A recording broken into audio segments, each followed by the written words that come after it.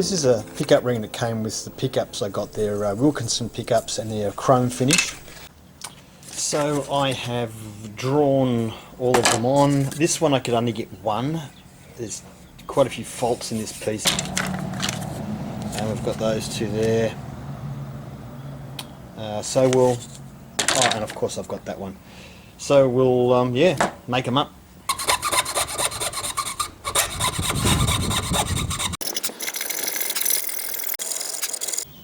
Well, looks can be deceiving. It's going okay, but in an effort to fit it on, I pushed it over a little bit before it was ready, just to try and get it to fit, because I've been sanding the inside and filing the inside to get the right size, and I broke it.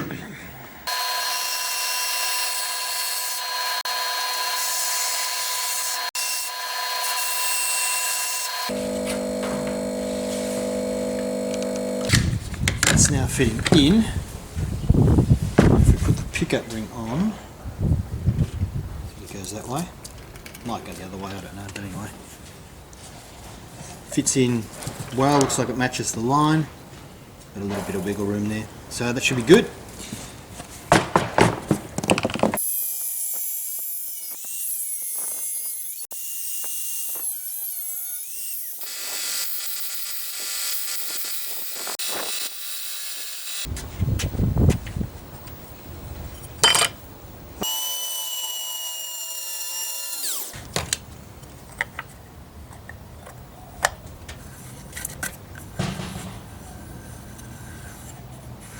Well, it fits in.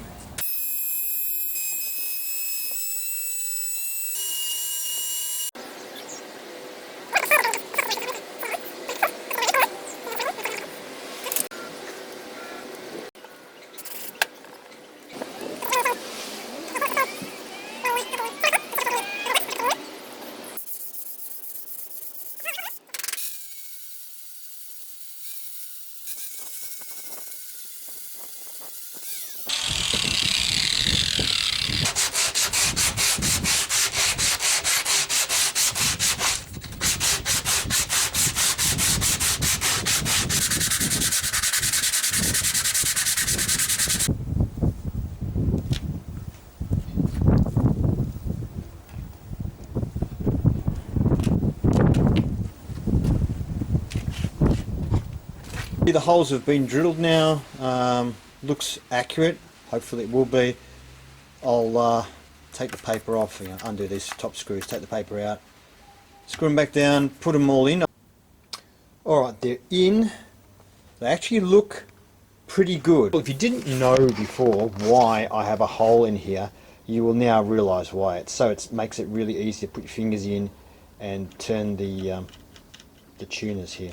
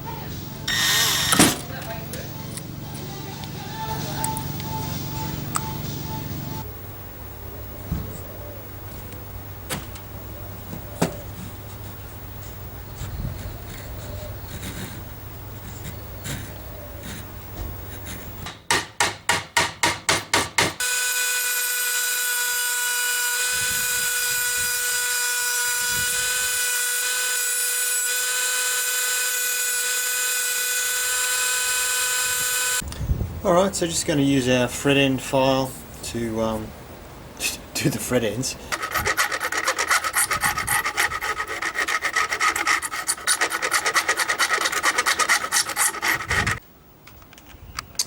So the fret ends have been done, filed down so they're not sticking out past the side at all, and I've slightly angled the tops. They'll get angled a bit more when we do a final level and polish and all that jazz. I'm going to have to officially call it for this guitar. It was a fail. The neck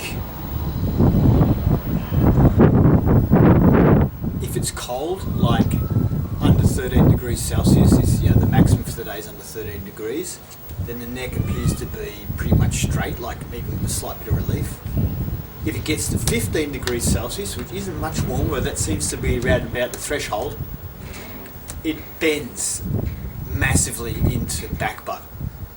So right now, if I put a straight edge on it, it'll be about this high above the zero fret here, about like 7 millimeters. I think it's completely and utterly the fault of the spotted gum in the neck. The spotted gum was just the wrong choice. It moves way too much. It just moves with temperature. It shrinks and it grows and it does all sorts of weird things. It's terrible timber for this sort of, for building anything you need to be stable, basically. So with that movement, it's also now got a crack. So if I can show it to you. Here. I have filled it with thin glue. And is it working? Let's have a look. I'll put my knee against it. Try to straighten it out. You know. I just put my knee against it and put some pressure on to straighten it, and it's now completely given away. Can you see that? Yeah, there you go. It's completely gone through now. So it wasn't going to make it anyway.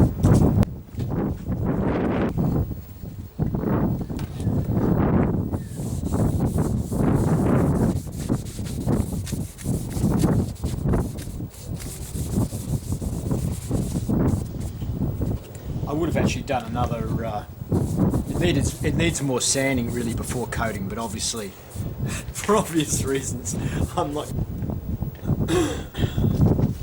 You can see the uncoated and then the coated colour changes quite a bit. Like I say, it needed more sanding to really finish it off. It's a bit sort of rough still in spots. I was going to sand it up to 1600. It's probably at about 120. I think I did put 240 on it, but it's still rough in a couple of places. But yeah, but it's a big colour change once you put coating on it. As you can see, the maple darkens off a lot.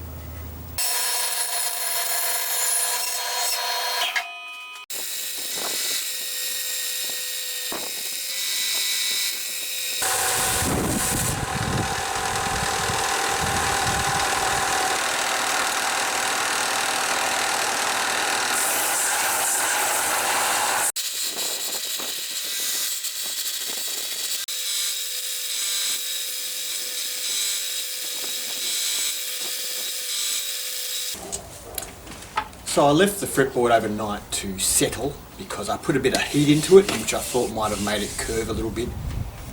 So I thought I'd let it settle down overnight so I could check it and see where it was. So I checked it this morning, picked it up, looked at it and went, wow, it's bent. And I thought, well, I'll just put it out. It's sunny, it's winter but the sun's out, so I'll just put it out in the sun with the convex side, the hump side, up facing the sun. And 20 minutes later I came out and it's dead straight. I put the flat edge on, straight edge on it, and it's completely flat. So just shows you how much, once it gets thin, this is 6 mils now, once you get thinner, the temperature and the heat can affect the timber a lot. So I'll sand it now. I've got to get another mill off this, so I'll sand another mill down and get it to about 5.2 or something mils, and then I'll be ready to put it on the neck. So the belt sander just isn't flat enough and accurate enough to do the final sand and have keep the base flat. So I've just got to do it by hand, the last ½ millimetre or so. So we're at the risky manoeuvre now of making a pocket here. So I need to get rid of this material that's on the edge here, and I need to get this pocket down to 23 millimeters. It's currently 17 millimeters, so we need to go down in depth, plus get rid of this old material from the old neck. Hopefully it'll all be nice and square, and I'll be able to get a nice square shape. If it's out of square at all or anything like that, it's going to present a lot of problems. This is very difficult to do because the deck is now not flat. The deck is all sculpted and shaped because I thought I had a neck on. This part here is somewhat flat, so I've got a piece of wood here that has a very flat surface, very flat edge here. I'm going to glue that down right up against that bit so I can do this edge. I'll do the same on the other edge.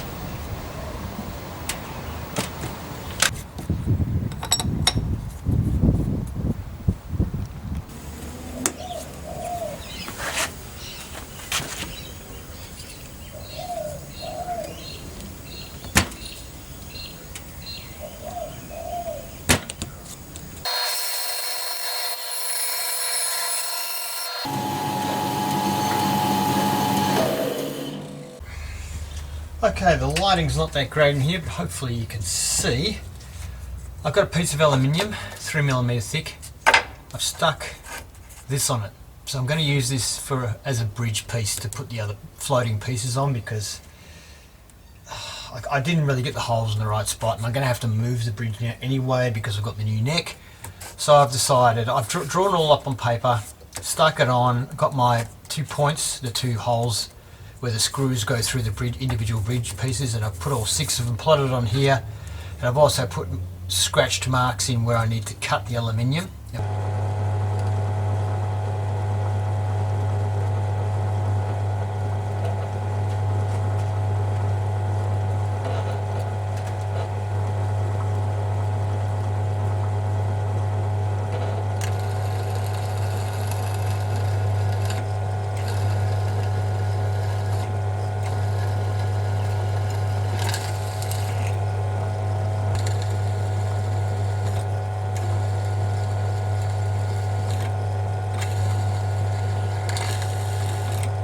So the back of the plate, it's got a lot of burrs on it, so I'll get those off. I can be a little rough with the back because no one's going to see the back, it's going to be against the timber. Although from the look of that, it's hitting the edges, which means this might not be completely flat anyway, so actually probably not going to hurt it for me to do a bit of this.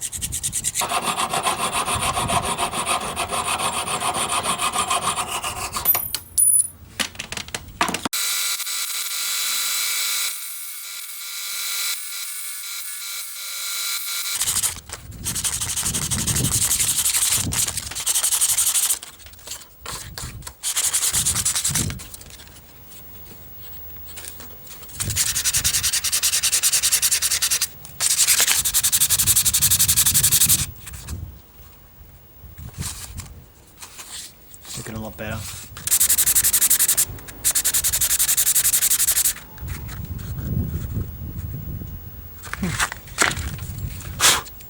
It's not too bad. It's coming up okay.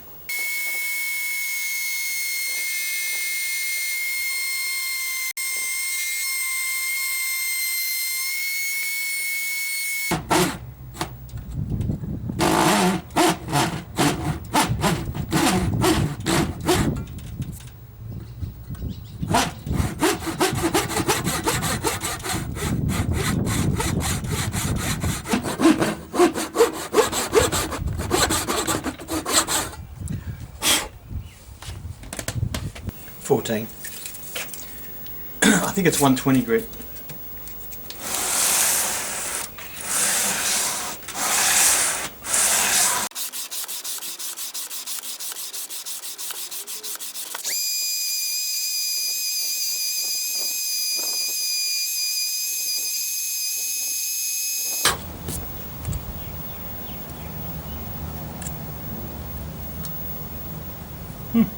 Pretty close. Okay, I've put it in. I forgot to film it, so you missed out on the swearing. Oh, it's getting worse. How could it be getting worse?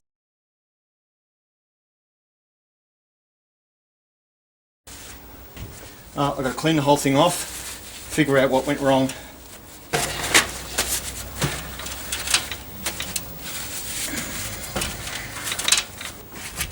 I'm not sure how the editing would have turned out for this. Apologies as usual for the wind. I live in a wind tunnel. So I'm going to try it again. What I think happened was I've watched people on YouTube do the pockets because I've never done a pocket before. I've always just done through necks, as this was originally until the neck broke. And I've seen them make them really tight, and I think it's because they're doing bolt-ons. So I made mine really tight fit, but I think that because I'm using glue, it was too tight a fit.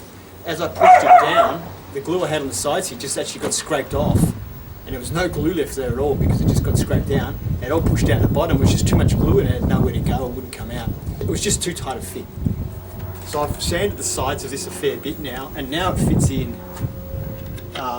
Basically, it just goes in like that, without, you know, if I let go it'll fall off. Whereas before I could actually pick up the whole guitar with the neck without any glue. So I'm hoping that's going to be enough room now for the glue so I can still push it down and have it down with glue in there.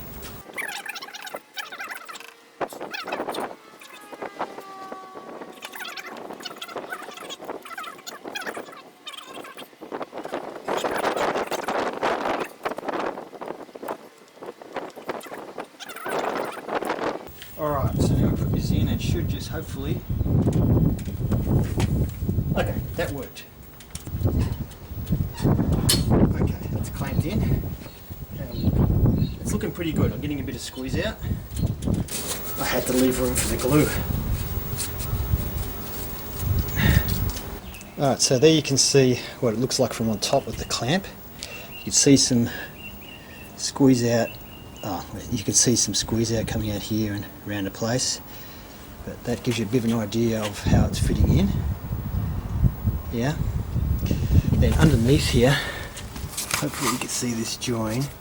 I'm just going to put my finger here so I know what I'm pointing at, because of the lighting I can't see much. Okay.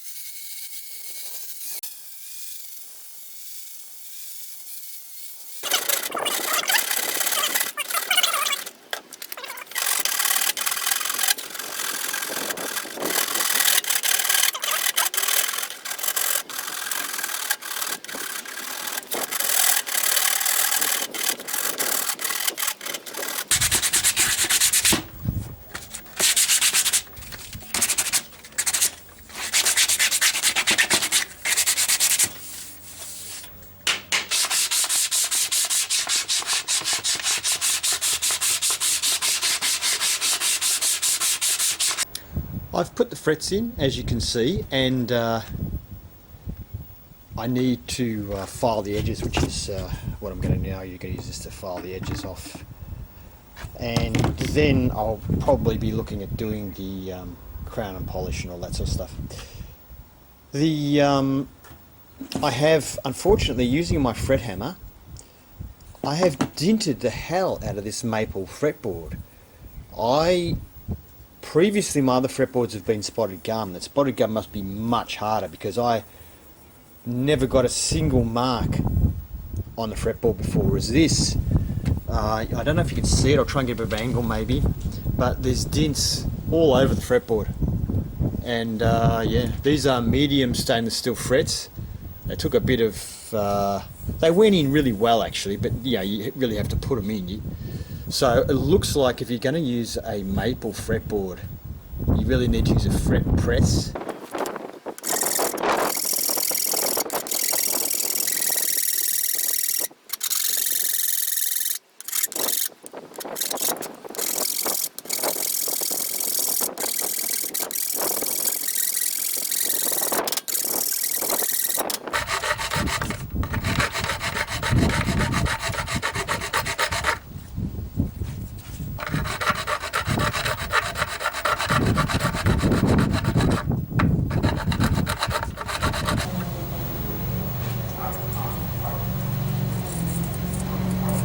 No, that's good. So apparently, I didn't know, not all stainless steel is magnetic.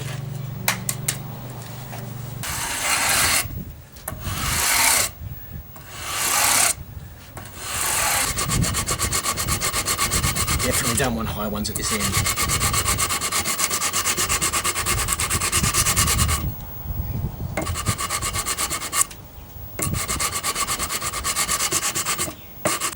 I don't think the hammer's going to help, but we're just going to try it. Look at that. It went straight down.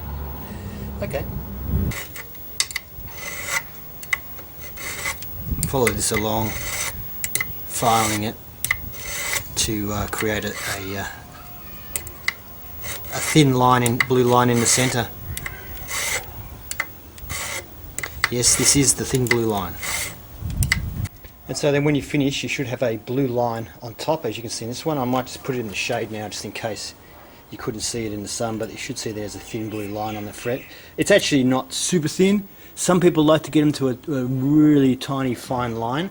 I prefer them a little bit of width, but everyone's different, eh?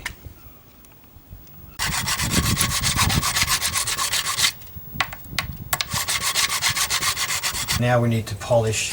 So just starting off with 400 grit and just lightly going on the edges of the frets. I'm trying not to hit the tops at all.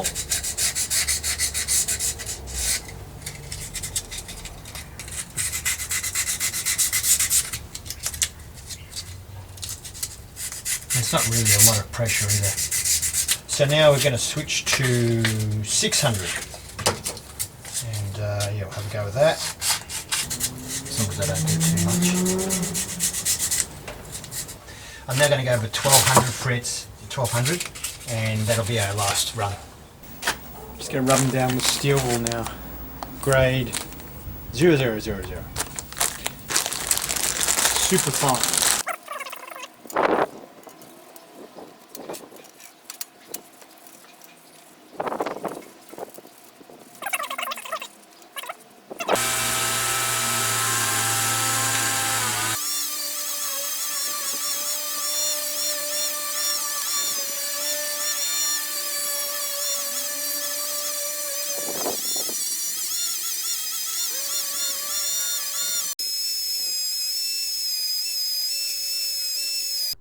Well, that concludes part 2 in our 3-part series. In the next episode, we complete the guitar and it turns out beautiful. Thank you for watching. I hope you enjoyed it, and if you did, please consider giving it a thumbs up. And if you'd like to see more, subscribe to Cheapskate.